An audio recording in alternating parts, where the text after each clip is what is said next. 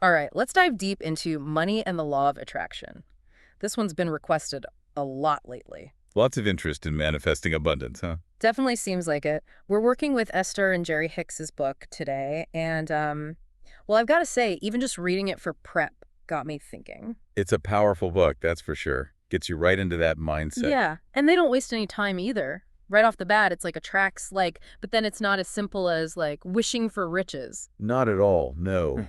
It's deeper than just wishing, it's about vibration. Okay, so break that down for me. So every thought, every feeling, it has a frequency, right? And that frequency pulls in similar stuff. Like a magnet? Exactly, like attracts like. So if you're stuck thinking about bills or debt, you're actually attracting more of that. Oh, that's kind of scary. It can be. But the flip side is powerful too. Think positive, feel abundant, even if you're not there yet, and that starts to draw the real thing in. But isn't that counter to like all the work hard, hustle advice we hear? And that's where the book gets really smart. It doesn't diss hard work, but it's saying, imagine you're in a boat. Rowing is effort, but what if you could also use a sail? The wind is always there. That's the universal energy. The law of attraction is how we set our sail.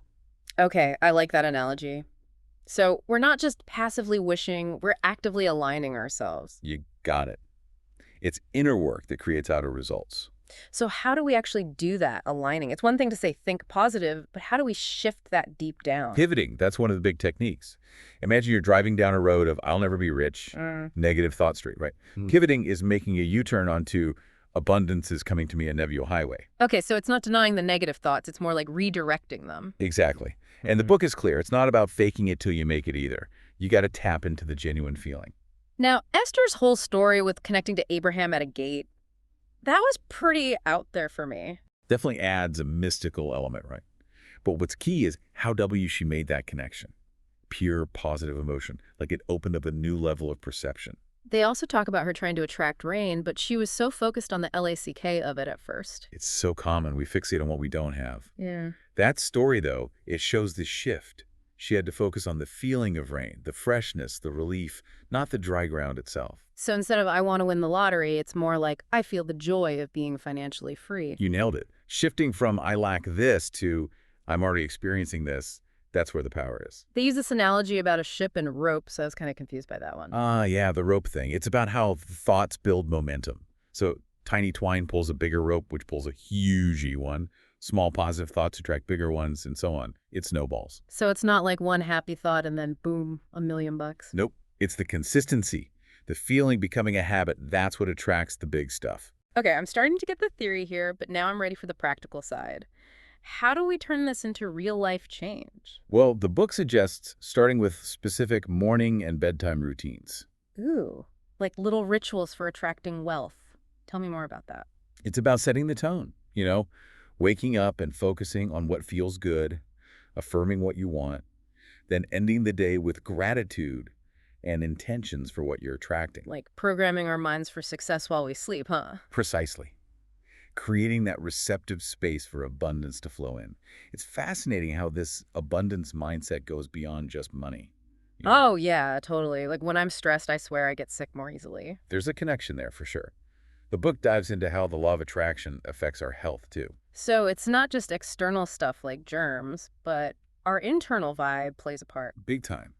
It challenges that idea that illness is purely physical. What if our thoughts and emotions actually contribute to it? Oh, wow. Like if I'm always worrying about getting sick, I'm kind of inviting it in. It's a possibility they explore, yeah.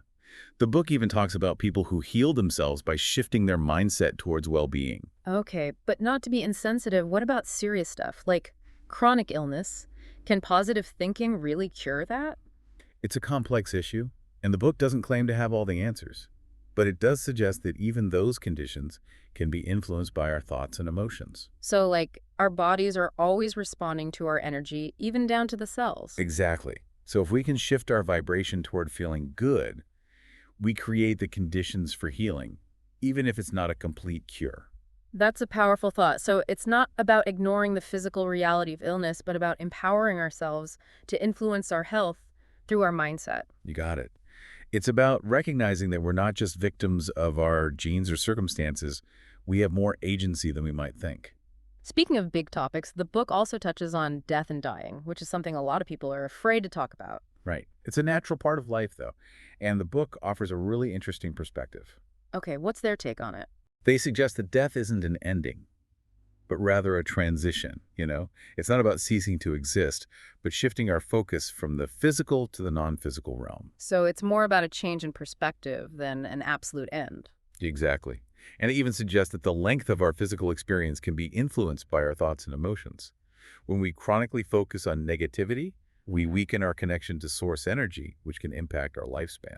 That's a really powerful idea. So it's not some external force deciding our time, but our own internal state and alignment with that universal energy. It's about recognizing that we are creators, not just in our financial lives, but also in our relationships. Now, you mentioned that the book applies the law of attraction to relationships as well. What kind of insights do they offer in that area? Well, they suggest that, just like with money and health, our thoughts and emotions play a key role in the quality of our relationships. The law of attraction influences who we attract and what we experience in those connections. Oh, so if we're constantly complaining about our partners, we might actually be attracting more negativity into the relationship. It's possible, yeah. It all comes back to vibrational alignment. We attract people on a similar frequency and we co-create experiences that match our dominant thoughts and feelings. So if someone wants to attract a loving and supportive partner, they need to embody those qualities themselves first. Absolutely. It's about becoming the kind of person you want to attract. And the book also emphasizes respecting other people's free will. We can't force anyone to change or try to mold them into our ideal form. That makes sense. It's about attracting someone who's already aligned with who you are and what you value, rather than trying to fix or change someone. But what about ending relationships?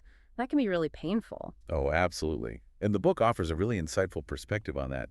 They suggest that it's possible to end a relationship without being weighed down by the other person's pain. The key is to do the vibrational work first, get to a point of feeling good, and then leave. So it's about approaching the situation from a place of love and clarity, rather than resentment or guilt. You got it. And remembering that you're not responsible for other people's creations. You can offer support and encouragement, but ultimately everyone is responsible for their own thoughts, feelings, and choices. That's a good reminder. It's about finding that balance between compassion and detachment, recognizing that we can't control other people's experiences, but we can control our own. Exactly. And the book even provides some specific phrases you can use when ending a relationship, ways to do so in a way that honors both parties' needs and desires. Wow, they really get into the nitty-gritty details. What kind of phrases are they talking about? They suggest saying things like, "You're such a wonderful person, and while we haven't connected on as many levels as I would like, I know there's a perfect partner waiting for you, and I'm releasing you to that opportunity." That's a beautiful way to frame it. It's acknowledging the other person's worth while still recognizing that the relationship has run its course. Precisely. It's about approaching the situation with love and respect, rather than blame or bitterness. So it seems like the law of attraction in relationships is all about aligning our energy with what we want, becoming the kind of partner we desire, and respecting each other's free will and unique journeys. Absolutely. And it's about remembering that we are creators, not just in our financial lives, but also in our relationships. Now, let's move on to that final area the book explores through the lens of the law of attraction careers. I have to admit, this is the area where I struggle the most to apply these principles. A lot of people feel that way, but the book offers some incredibly valuable insights, especially for those feeling stuck or unfulfilled in their current jobs. Well, I'm all ears. What kind of wisdom do they offer on this front? They start by challenging that idea that we have to choose between money and freedom, that old selling your soul for a paycheck mentality. Oh, I know that one all too well. Is the book suggesting we can actually have both financial abundance and indeed a fulfilling career? They say it's not only possible, but it's our birthright. They encourage us to see our careers as an extension of our desire to live a joyful and fulfilling life. Not just a means to an end, it's about aligning our work with our values, passions, and purpose. That sounds amazing, but also a bit idealistic. Don't we have to be practical sometimes? They address that too. They talk about the age-old question of, is it immoral to receive without giving? And their perspective is really interesting. They suggest that the ultimate form of giving back is aligning with source energy and allowing well-being to flow into our lives. So it's not about feeling guilty about our success or overcompensating by doing good deeds, but about recognizing that when we're in alignment, we naturally radiate positive energy and inspire others simply by being ourselves. Exactly. And the book encourages us to apply this principle to our careers. It's about finding work that lights us up and allows us to express our unique gifts and talents. They suggest that we each have skills and talents that are valuable to the world, and our career should be an expression of those gifts. I love that idea. It's about seeing work as a form of self-expression and contribution rather than just a way to pay the bills. But what about those feelings of injustice or unfairness we sometimes experience when we see others achieving success with seemingly little effort? It can be hard to stay positive and focused on our own path when we're bombarded with images of other people's success, especially on social media. They talk about that too. They remind us that the law of attraction is always working, so we're always attracting experiences that match our frequency. It's not about blaming others for their success or feeling resentful, but about taking responsibility for our own thoughts and emotions. It's about recognizing that we have the power to create our own success and fulfillment, rather than getting caught up in comparisons. Exactly. Comparing ourselves to others just leads to unhappiness and distracts us from focusing on our own unique path. They offer a really interesting perspective on choosing a career path, especially for those just starting out or considering a change. What do they recommend? They suggest that we already have a wealth of information within us about what we desire in a career. We just need to tap into it. They encourage us to look at our past experiences, both positive and negative, and identify the patterns that emerge.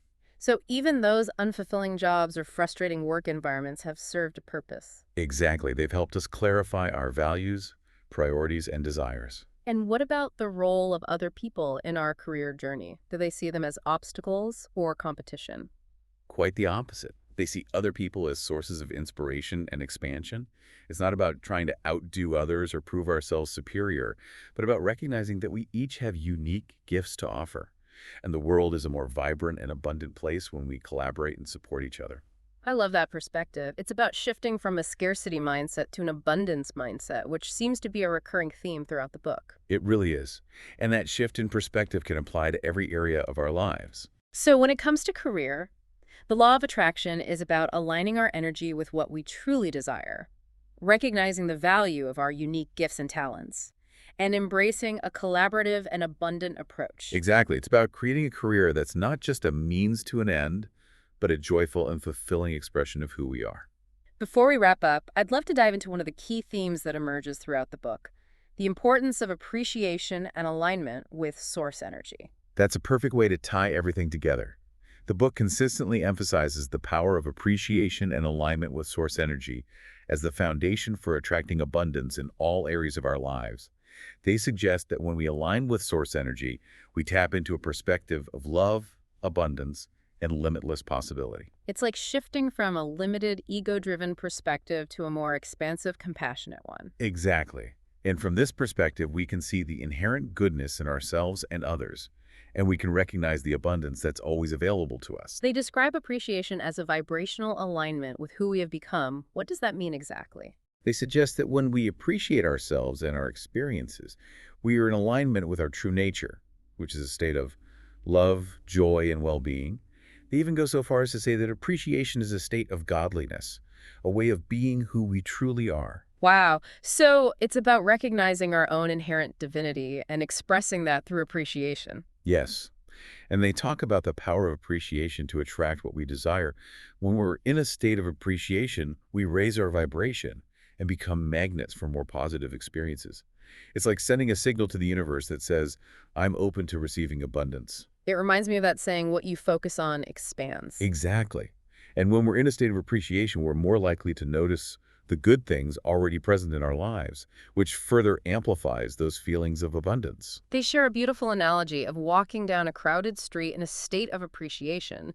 Even though there might be things that other people would criticize or worry about, we wouldn't even notice them because our vibration of appreciation would be filtering our experience. That's such a powerful image. It's about choosing to focus on the good, the beautiful, and the abundant, and letting that positive energy shape our reality. That makes me think about those times when I'm feeling down or discouraged. Is there anything we can do to shift our energy when we're not quite feeling that blissful appreciation? The book offers a rather unconventional suggestion. They say if you can't access a feeling of bliss, follow your revenge. Revenge.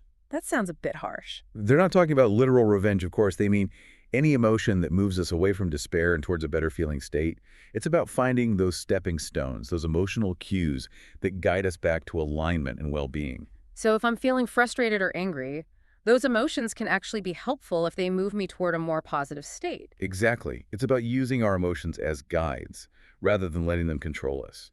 This whole concept of appreciation and alignment with source energy is so inspiring. It reminds us that we're not alone, that we're always supported, and that we have the power to create a life filled with joy, love, and abundance. Absolutely. And it's a message that resonates deeply with me. We've covered a lot of ground in this deep dive. The book really offers a wealth of wisdom and practical guidance. It's been a fascinating journey. Before we wrap up, I'd love to recap some of the key takeaways and offer some final thoughts for our listener to consider. That sounds like a great way to bring this deep dive to a close. Yeah, it's been awesome. So many insights. It really makes you rethink how much control we have over our own experience. That's the core of it, right? Yeah. Not just wishing, but choosing our vibration and therefore what we attract. And they give us actual tools to do that, not just vague, be positive stuff. Which I think is why this book is so popular. Anyone can start applying this stuff like today. Okay, so give us some highlights. If someone listening is ready to make a change, where do they begin? One thing that really stuck with me was the Book of Positive Aspects idea. It sounds simple, but it's profound. That's where we get to list out all the good stuff, right? Kind of like a gratitude journal. It's more than just gratitude, though. It's about actively training your mind to see the positives in every area of life. When you start looking for them, you realize they're everywhere. Now that's interesting. It's like we're reprogramming our brains to focus on abundance rather than lack. Exactly.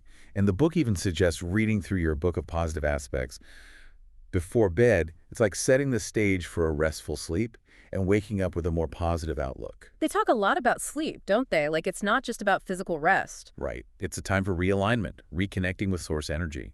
They even suggest using that time before sleep to visualize what you want to attract. Almost like setting intentions for your dreams. Exactly. And when you wake up, instead of reaching for your phone or immediately thinking about your to-do list, take a few moments to appreciate the new day, set some positive intentions, and really feel that connection to source energy. It's about starting and ending the day with that abundance mindset. I love that. It's a simple shift, but it can make a huge difference. Huh. And then throughout the day, we can use those practical tools like the vibrational spending exercise to keep our energy aligned. Oh, yeah, that one's fun. It's like giving ourselves permission to dream big, even if our bank account doesn't reflect it yet. Exactly. It's about feeling the emotions associated with having what we desire, the joy, the freedom, the excitement. And as we do that, we raise our vibration and become magnets for more abundance. You know, one of the things I really appreciate about this book is that it acknowledges the reality of challenges. It's not all just sunshine and rainbows. Totally. Life throws curveballs, right? Yeah. But the book reminds us that we always have a choice in how we respond. We can choose to dwell in negativity, or we can choose to look for the opportunity for growth. It's about recognizing that even those difficult experiences can serve a purpose. Exactly. They can teach us valuable lessons, help us develop resilience, and ultimately guide us toward greater alignment with our true selves. This deep dive into money and the law of attraction has been incredibly insightful. We've covered so much ground, from the basic principles to practical applications, and it's clear that this book offers a powerful path to creating a more abundant and fulfilling life. It's been a real pleasure exploring these concepts with you and hopefully sparking some inspiration in our listeners. And as we wrap up, I want to remind everyone that this is just the beginning. The real magic happens when we take these teachings and apply them to our own lives. So, if you're feeling inspired, pick up a copy of Money and the Law of Attraction. Start experimenting with these techniques and see what unfolds for you. Trust your intuition, follow your joy, and remember, you are a powerful creator capable of manifesting incredible abundance in all areas of your life. Happy attracting everyone.